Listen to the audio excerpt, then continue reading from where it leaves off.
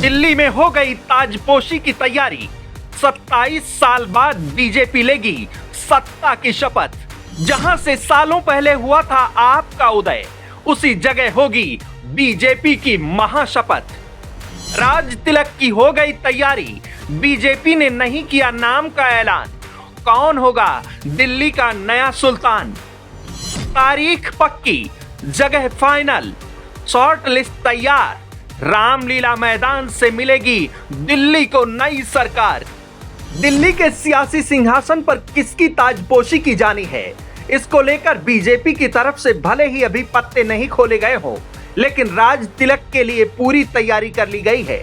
BJP के नए CM का शपथ ग्रहण ठीक उसी जगह होगा जहां से साल 2013 में आम आदमी पार्टी की नींव पड़ी थी। आंदोलन के रास्ते आप दिल्ली के तख्त तक पहुंची थी। दिल्ली का रामलीला मैदान सत्ता के नए सुल्तान का गवाह बनने जा रहा है। 27 साल बाद दिल्ली की सत्ता में वापसी करने वाली बीजेपी की तरफ से शपथ ग्रहण के लिए 20 फरवरी की तारीख तय की गई है। ये वही रामलीला मैदान है जहां अन्ना आंदोलन की आवाज बुलंद हुई थी। इसी मंच से केंद्र की कांग्रेस सरकार को ललकारते हुए अरविंद केजरीवाल एक आंदोलनकारी से नेता बने थे।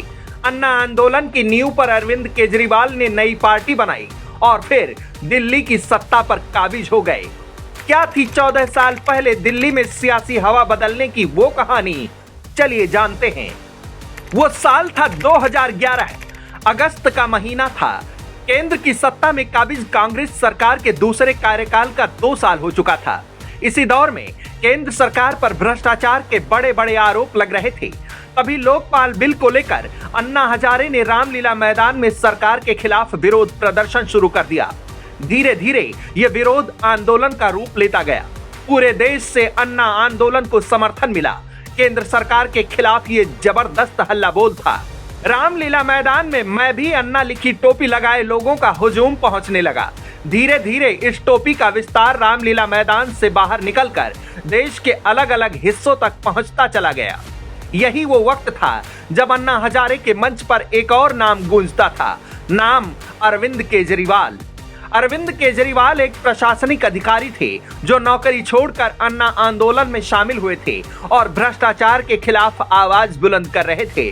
अन्ना आंदोलन ने केंद्र की कांग्रेस सरकार की नींव हिलाकर रख दी थी और आंदोलन खत्म होने के बाद अब बारी थी अरविंद केजरीवाल के नेता बनने की।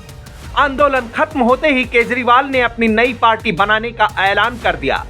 नई पार्टी बनने के बाद दिल्ली की जनता ने 12 महीने के भीतर ही केजरीवाल को दिल्ली की सत्ता पर काबिज होने का जनादेश दे दिया। 28 दिसंबर 2023 को अरविंद केजरीवाल ने भ्रष्टाचार मुक्त सरकार का वादा कर इसी रामलीला मैदान में सीएम पद की शपथ ली थी, जहां वर्षों के वनवास के बाद बीजेपी सत्ता की शपथ लेने वाली है। हालांकि बीजेपी ने अभी तक सिंहासन पर बैठने वाले सियासी चेहरे का ऐलान नहीं किया है, लेकिन माना यह जा रहा है कि बीजेपी ने सीएम का नाम फाइनल कर लिया है और जल्द ही इसका ऐलान भी हो जाएगा। वहीं आम आदमी पार्टी की तरफ से सीएम फेस का ऐलान न किए जाने को लेकर निशाना साधा जा रहा है। दिल्ली की सतह पर पूरे चुनाव के दौरान 2 मुद्दे गूंजते रहे। एक, दिल्ली में बढ़ते प्रदूषण और दूसरा यमुना की सफाई। इन्हीं दोनों मुद्दों को लेकर बीजेपी आम आदमी पार्टी को घेरती रही। दिल्ली में आपकी हार की बड़ी वजह यमुना का न साफ हो पाना माना जा रहा है।